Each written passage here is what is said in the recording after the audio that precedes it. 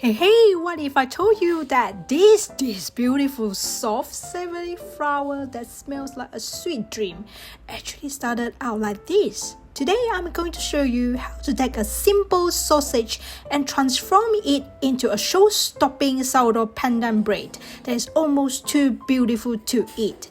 Almost. I absolutely love blending and baking techniques I'm passionate about with the flavors of a Malaysian heritage, and today's recipe is a perfect example of that. Alright, let's get baking. The secret? A perfectly fermented stiff sourdough starter and a touch of love in every fold. First step, we start with our trusty sourdough starter. This starter isn't just any dough, it's a slow, patient process that unlocks a depth of flavor and a wonderfully chewy texture that will make this pandan bread so fluffy and light. If you're excited to start your sourdough journey and don't have a starter yet, don't worry, I got your cover. You can head over to hankery.com/shop to grab a dry sourdough starter. It's super easy to revive at home with just water and flour. And if you are in Sydney, I love to share a bit of my bubbly active mattress starter directly with you. Purchase from my shop too. To make our stiff starter, we will begin with 80 grams of bubbly active sourdough starter. And add on 80 grams of water. Give it a quick mix. Add in 25 grams of custard white sugar. Lastly, add in 180 grams of bread flour, which contains about 11 to 13% of protein. Slowly knead into a stiff dough and let it work its magic for 8 to 12 hours until it doubles in size. Remember, patience is key. It's the heart of our fluffy sausage buns. Good morning! Look at our stiff starter. It's double, it's bubbly, it's ready for action. Now let's make our main dough. Into the bowl of stand mixer, we're going to combine wet ingredient first, which is 200 grams of plain Greek yogurt. Add in 150 ml of fresh full cream milk. For that incredible flavor and color, we have 1 tablespoon of good quality pandan essence, 30 grams of molasses,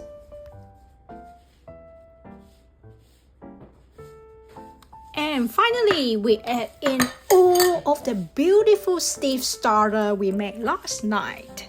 This sweet stiff sourdough starter is a type of starter that is categorized by its lower hydration level and the addition of sugar.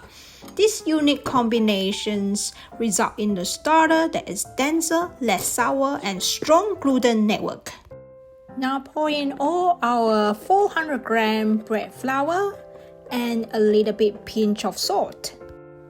We are going to mix this on a low speed in the mixer until it comes together. The only thing we are holding back is our butter. Why? We want to give the flour and water a chance to develop some gluten and strength first.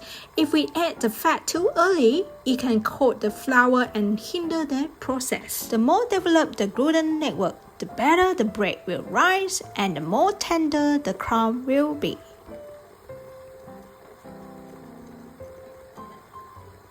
After about 5 to 7 minutes, the dough will start looking more cohesive.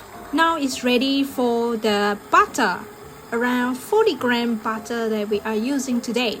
With the mixing still on low, add your softened butter 1 little piece at a time. The dough might look like a greasy separated mess for a minute. Do not panic. This is totally normal. Just trust the process. The dough will come back together. Keep kneading for another 8 to 10 minutes using the mixer. You are looking for a dough that is incredibly smooth, strong, and elastic. It should be able to pass the window pane test that I emphasize a lot of the time during bread making, where you can stretch a small piece thin enough to see light through it. Now we pop it into a lightly oiled bowl, cover it, and let it have its first rise, or we call it bulk fermentations, for about 3 to 5 hours until it's lovely and puffy or double in size. After the dough double in size, now it's time to punch down the dough like a pro. Oh, show is who's the boss. Oh no, it's got me. I repeat, it's got me. There is no longer a baking video. There is a documentary about a furious green monster hand. Haha, crisis averted, monster defeated. Now let's divide the dough into 12 pieces. Roll each piece into a neat little ball. Now take one ball and roll it into a flat log, a little longer than your cooked hot dog. Place a sausage right in the middle. Wrap the dough snugly around the sausage and pinch the seam together very tightly. This is important so it doesn't pop open later. Roll it a little to smooth it out. While rolling, if you're new to my channel, welcome!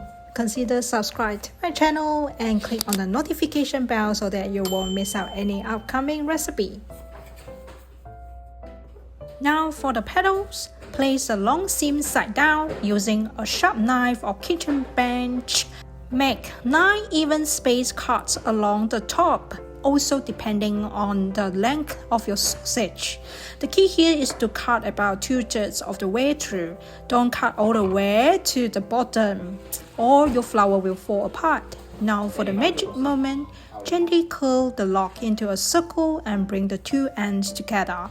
Pinch them tightly to seal the ring. And now we gently fan out our petals. Turn each cut section on its side so you can see the beautiful cross section of the green pandan bread and the pink sausage, just like this.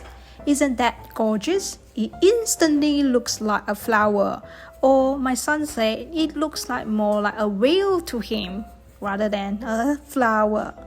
Okay, let's do one more. Place the log seam side down, use a kitchen bench, make 9 evenly spaced cuts along the top. Once you get the hang of it, it's actually quite simple and so therapeutic. You got a blooming bakery-worthy pandan flour roll. Place your finished flowers on a lined baking tray, giving them a little space in between. Once all your flowers are shaped, cover them lightly and let them have a final rest for about an hour. Once they double in size, they should look visibly puffier. Brush the surface with milk and bake into the oven at 180 Celsius for 18 to 22 minutes until lightly golden. Oh, look at that! They puff up beautifully. They're golden brown and the whole kitchen smells amazing. The pandan, the buttery bread, the savory sausage is incredible. Let's have a look inside. The bread is so soft and fluffy.